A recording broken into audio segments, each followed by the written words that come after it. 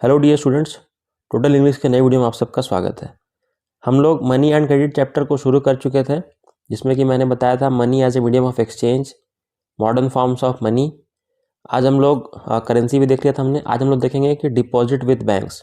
ये जो नोट्स मैंने बना रखा है ये फुल्ली एनसीईआरटी बेस्ड है। एनसीईआरटी बेस्ड नोट्स है जो कि आपको काफ़ी हेल्प करेगा। आप बुक रीड करें या फिर ये वीडियो देखें, you will get the same benefit. Okay, so चलिए आज के वीडियो को हम लोग स्टार्ट करते हैं। पिछले वीडियो में हमने देख रखा था कि मनी कैसे आया मार्केट में, what was the reason behind the introduction of money in this market. और उसके पहले क्या चलता था जब मनी नहीं था, तो बार्टर सिस्टम चलता था। बार्टर सिस्टम में डबल कॉन्सिस्टेंस ऑफ वांट होता है। ये सब मैंने पहले वीडियो में डील कर दिया था। अगर आपने ये सब पॉइंट्स को नहीं देखा है so you can watch it before watching this video. So फिर हमने देखा कि मॉडर्न करेंसी क्या है और मॉडर्न करेंसी का क्या क्या यूज़ है।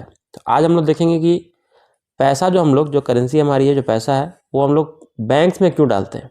ठीक है, क्वेश्चन आ सकता है कि why do we deposit money with banks, तो गिव सम रीजंस, ऐसा क्वेश्चन दे सकता है। तो यहाँ पर कहा गया है the other form in which people hold money is as deposit with bank. मतलब इसके अलावा पैसा को हम लोग कोई सामान को बेचते हैं या खरीदते हैं, ये सब में हम लोग को पैसे की ज़रूरत पड़ता है। उसके अलावा और हम लोग क्या इसका यूज़ कर सकते हैं, तो हम लोग पैसे को बैंक में रख सकते हैं। यही इसको कहा जा रहा है डिपॉजिट विद बैंक। तो अब यहाँ पर क्वेश्चन खड़ा होता है कि क्यों बैंक में हम लोग रखें। ठीक है, इससे हमें क्या मिलेगा, तो ये पॉइंट वाइज आपको बना के लिखना होगा। देखिए, आप अपने घर में पैसा रखते हैं तो आपके मन में ये एक डर रहेगा कि ज़्यादा अमाउंट में अगर रख रहा हूँ तो फिर चोरी होने का डर है। आप घर से कहीं बाहर जाएंगे तो आपका मन में एक डर बना रहेगा। वही अगर आपको कहा जाए कि एक सेफ़ प्लेस में आपका पैसे को रख दिया जाए, जैसे कि बैंक, तो आप निश्चिंत रहेंगे। आप कहीं भी आए जाएं, कितना भी पैसा उसमें बढ़ता जाए तो आप एक तरह का सेफ्टी रहता है। दूसरी बात, आप घर पे पैसा रखते हैं, मान लीजिए आपने 1 लाख रुपए रखे। 1 साल के बाद जब आप अपने तिजोरी को खोल के देखेंगे तो क्या उसमें 1 रुपया भी बढ़ेगा? Will the money increase? नहीं बढ़ेगा। बैंक में आपको इंटरेस्ट मिलेगा। इंटरेस्ट मतलब जितना पैसा आपने जमा किया उस पर कुछ % का एक ब्याज मिलता है, जिसको मतलब जैसे कि पैसा बढ़ जाता है। जैसे कि 1 लाख है सपोज, तो सपोज कीजिए वो 1,04,000 हो गया, तो पैसा आपका ग्रो भी कर रहा है। तो पैसा सेफ भी है, ग्रो भी कर रहा है, डबल बेनिफिट हो रहा है। ये 2 पॉइंट आप लोग लिख सकते हैं क्यों हम लोग बैंक में पैसा जमा करते हैं। ठीक है, पीपल अपार्ट फ्रॉम, ये लाइन को पढ़िए, apart from people keep their extra money, ये थोड़ा यहाँ पे प्रिंटिंग मिस्टेक है। People keep their extra money apart from day to day use, ऐसे इसको लिखना चाहिए। लोग अपने एक्स्ट्रा मनी का मतलब मैं बताता हूँ, डे टू डे यूज़ के अलावा बैंकों में उसको जमा करते हैं। जैसे कि मान लीजिए किसी व्यक्ति की इनकम है 40,000। अब उसको पता है कि 1 महीने का उसको घर को चलाने के लिए चाहिए 15,000। तो ये बचा हुआ जो 25,000 है उसका वो क्या करेगा? ये जो बचा हुआ 25,000 है, इसको घर में रख के क्या मिलेगा उसको? ना पैसा बढ़ेगा उसका, ना पैसा सेफ रहेगा। तो बेटर ये है कि उसको बैंक में डाल दिया जाए। इसी को बोलते हैं एक्स्ट्रा मनी। ये जो हो गया, ये हो गया एक्स्ट्रा मनी। तो लोग एक्स्ट्रा मनी को बैंक में डालते हैं। Their money is safe, they get interest. ये दोनों पॉइंट्स हमने पढ़ लिया। Their money is safe, they get interest. Interest मतलब वही जो मैंने बताया कि जो पैसा बढ़कर मिलता है, आपको ब्याज मिलता है। They can withdraw money when ever they need. जब मान लीजिए कि वो हर महीना 25,000 रुपया जमा कर रहा है एक व्यक्ति, ठीक है, 10 महीने तक उसने किया, ठीक है, 10 महीने तक उसने किया, तो क्या होगा? 2.5 लाख रुपये हो जाएगा उसके पास। 2.5 लाख रुपये होगा। ये 2.5 लाख रुपये की उसको ज़रूरत पड़ गई तो वो बैंक से जाके निकाल सकता है। ठीक है, इसलिए इसको कहते हैं डिमांड डिपॉजिट। मतलब जब हमें डिमांड चाहिए तब हम उसे निकाल सकते हैं। अपने किसको निकाल सकते हैं? अपने डिपॉजिट मनी को। ठीक है, इसे कहते हैं डिमांड डिपॉजिट। तो हम लोग अब जब चाहे अपना पैसा निकाल भी सकते हैं, बहुत अच्छी बात है। They can make payments through cheque. Cheque से भी पैसा जमा कर सकते हैं। जैसे कि मान लीजिए कि 2 लाख रुपए है, तो 2 लाख रुपए एक बड़ा अमाउंट है। आपको लगेगा कि मैं बैंक जाऊँ फिर पैसा निकाल के फिर घर आऊँ, मार्केट है, कहीं भी चोरी हो सकता है, रिस्क है। तो बेटर ये है कि आपको जिसको पैसा देना है उसके नाम पर एक चेक बना दीजिए। एक पेज में लिखना होता है, ठीक है, एक पेज रहता है, cheque is it's like a page. यहाँ पर आपको जिसको पे करना है उसका नाम लिखना है, जितना अमाउंट पे करना है वो अमाउंट यहाँ डालना है, उसको नंबर्स में लिखना है, यहाँ पर डेट रहता है, फिर अपना सिग्नेचर रहता है, आपका चेक नंबर रहता है, ये सब उसको हैंड ओवर कर दीजिए। वो चुपचाप जाएगा, आपके बैंक का जो पैसा है वो अपने बैंक में ट्रांसफ़र कर लेगा। तो ये एक मच सेफ है, किससे? कैश से, ठीक है। तो चेक को भी हम लोग इस्तेमाल कर सकते हैं। तो हम लोग को बैंक कितना चीज़ हमें दे रहा है, प्रोवाइड करा रहा है। देखिए ये एनसीईआरटी बुक में यहीं तक पॉइंट दिया हुआ है, लेकिन मैं समझता हूँ कि हम लोग ऑनलाइन पेमेंट भी तो करते ही हैं। ऑनलाइन पेमेंट हम लोग कैसे करते हैं, जैसे कि गूगल पे, फ़ोनपे, ये सब ऐप्स जो हैं वो तो हमारे बैंक अकाउंट से ही कनेक्टेड रहता है। बैंक में अकाउंट ही नहीं रहेगा तो वो सब रन करेगा? नहीं करेगा। तो ये एक और हम लोग पॉइंट ऐड कर सकते हैं, we can do digital payment, online payment, ठीक है।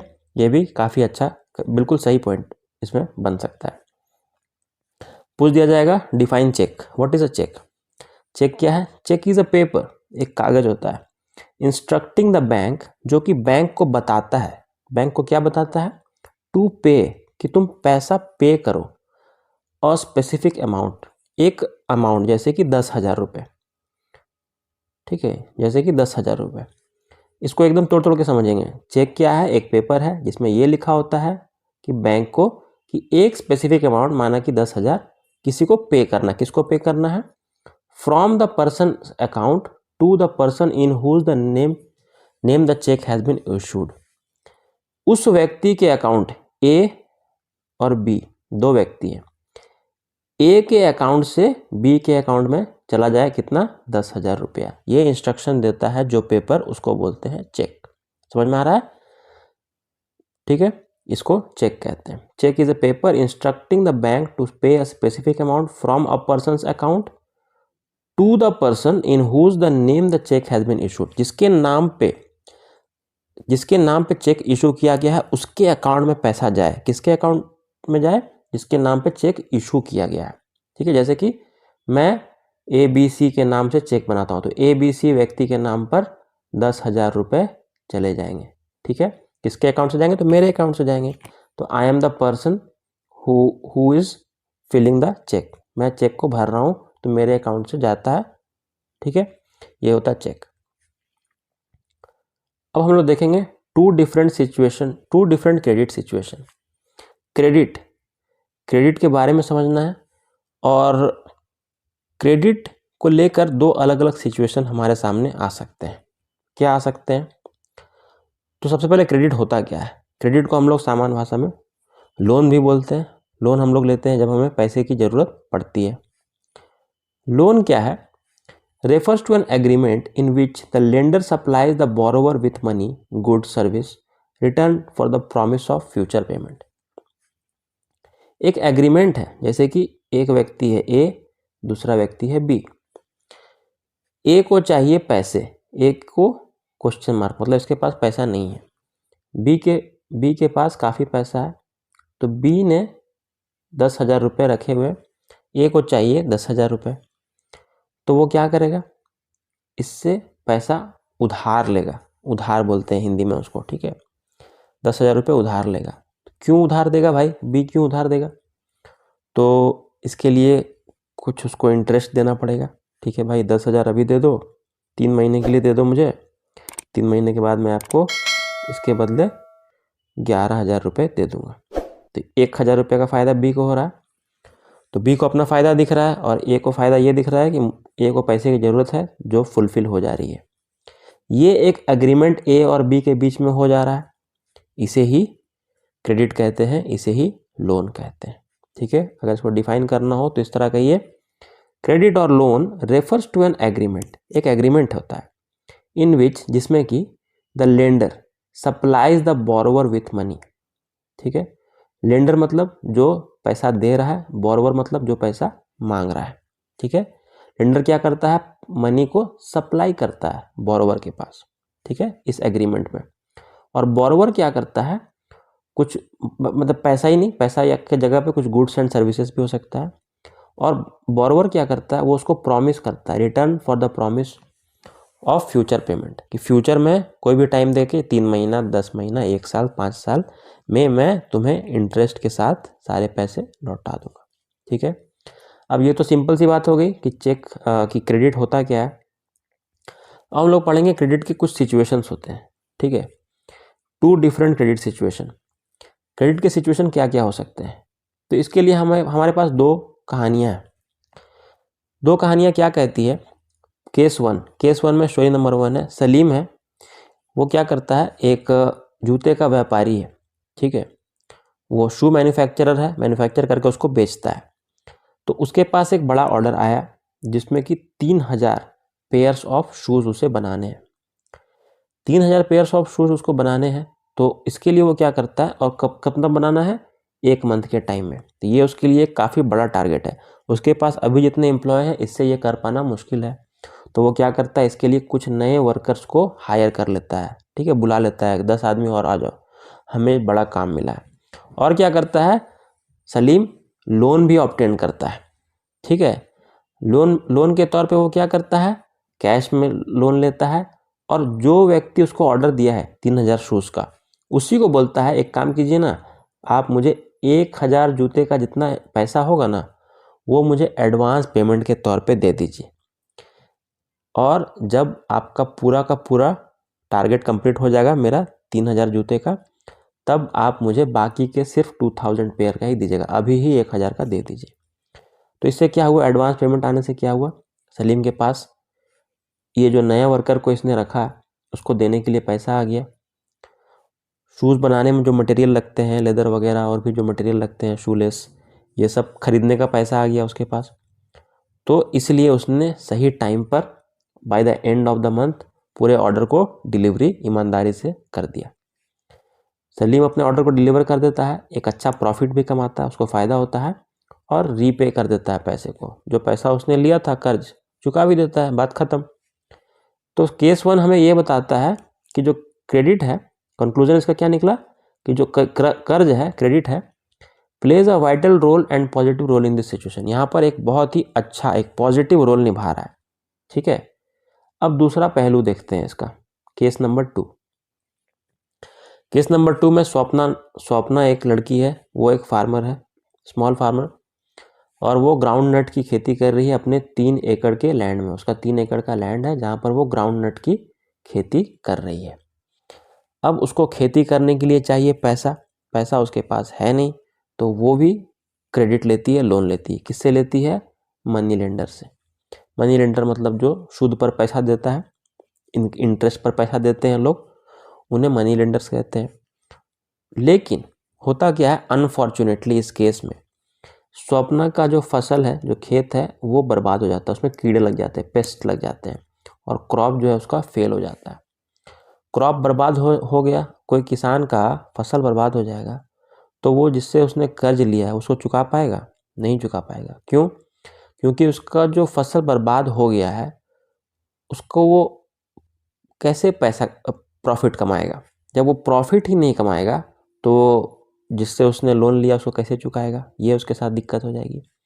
तो इसलिए स्वप्ना फेल हो जाती है रीपे करने में मनी लेंडर को, और सालों साल उसका जो डेट है, जो उसका कर्ज है, वो बढ़ता जाता है। She is caught in debt, वो कर्ज में जकड़ी जाती है, और फाइनली उसको पैसा चुकाने के लिए जो उसका 3 एकड़ का लैंड था, उसका एक पार्ट को, उसका मान लीजिए ये पार्ट है, उसको उसे सेल करना पड़ता। अपना ज़मीन बेच दी तो उसका तो ज़मीन गया, बहुत बड़ा नुकसान हो गया। तो यहाँ पर हमने क्या देखा, कर्ज लेने से स्वप्ना को लॉस हो गया। ऊपर हमने देखा कर्ज लेने से सलीम को फ़ायदा हो गया। तो अब ओवरऑल कंक्लूजन क्या कहा जाए, ये केस का क्या कंक्लूजन निकला कि credit in this case pushes the borrower into situation from which recovery is painful. यहाँ पर लोन लेने से जो बोरोवर है, जिसने लोन लिया था, उसको ऐसी परिस्थिति में ढकेल दिया जहाँ से उसका उभर पाना काफ़ी कष्टदायी था। तो ये गलत चीज़ हो गया किसके साथ, स्वप्ना के साथ। तो फाइनल कंक्लूजन इसका यही निकलता है 2 केसेस को देखकर कि क्रेडिट जो है, लोन जो है, वो अच्छा भी साबित हो सकता है, बुरा भी साबित हो सकता है। डिपेंड करता है आप जिस काम को के लिए क्रेडिट ले रहे हैं उसमें कितना रिस्क इन्वॉल्व है। आपके काम में, जैसे सलीम के काम में कम रिस्क था क्योंकि उसने वर्कर्स रख लिए थे तो काम होता ही, जूते बनाने ही थे। लेकिन क्योंकि स्वप्ना को फार्मिंग करना था और फार्मिंग में काफ़ी अनसर्टेनिटी है, थोड़ा बहुत भी बारिश नहीं हुआ, चाहे कुछ फसल ख़राब हो गया तो चांसेस होते हैं, तो इसमें रिस्क ज़्यादा था as comparison to case 1। That's why Swapna had to suffer in that case. So whether, यही बात को मैं यहाँ लिखा हूँ, whether credit would be useful और not therefore depends on the risk. इससे आपको फ़ायदा होगा या नहीं होगा ये आपको रिस्क पर डिपेंड करता है। So in the situation where there is some support in case of loss, और या फिर कुछ आपके पास कुछ सपोर्ट होना चाहिए अगर आप उसको नहीं चुका पाते। सो यही 2 केसेस थे। ठीक है, पूछा जाएगा कि 2 डिफरेंट क्रेडिट सिचुएशन क्या क्या है, तो आपको दोनों के स्टोरी को समराइज़ करके शॉर्ट वे में थोड़ा थोड़ा बता देना। सलीम था वो पूरा करता है तो उसके लिए क्रेडिट फ़ायदेमंद होता है, स्वप्ना के लिए नुकसानदेह होता है। तो दोनों मिलाकर हम लोग कह सकते हैं ये क्रेडिट अच्छा भी है बुरा भी है, डिपेंड करता है कितना रिस्क आप इस पर उठा रहे हैं। ठीक है, तो टर्म्स ऑफ क्रेडिट से हम लोग नेक्स्ट क्लास में देखेंगे, नेक्स्ट वीडियो में देखेंगे। आज के लिए इतना ही। उम्मीद है जो जो टॉपिक मैंने आज डिस्कस किया आपको अच्छे से समझ में आया हो। सो अगर आपको वीडियो अच्छा लगा हो तो you can like it, share to your friends and subscribe to my channel total English. Thank you so much.